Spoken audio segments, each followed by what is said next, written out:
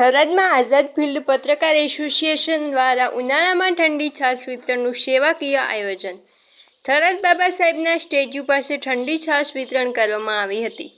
ઉનાળાની આકરા તાપમાન અને કાળઝાળ ગરમી વચ્ચે થરાદ શહેરમાં આઝાદ ફિલ્ડ પત્રકાર એસોસિએશન ગ્રુપ દ્વારા માનવ સેવાનું ઉત્તમ ઉદાહરણ પૂરું પાડતો ઠંડી છાશ વિતરણ કાર્યક્રમ યોજાયો હતો.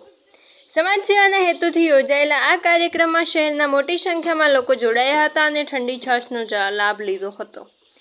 મળતી માહિતી મુજબ આ આયોજન દરમિયાન અંદાજે 2000થી વધુ લોકોને ઠંડી છાશનું વિતરણ કરવામાં આવ્યું હતું.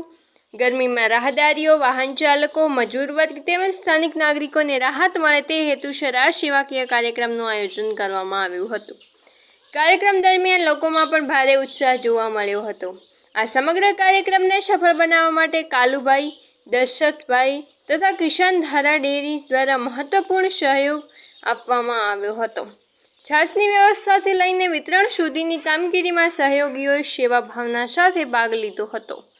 સાથે જ આઝાદ ફિલ્ડ પત્રકાર એસોસિએશનના તમામ સભ્યોને એકતા અને ટીમવર્ક સાથે સુંદર આયોજન કરી કાર્યક્રમને સફળ બનાવ્યો હતો.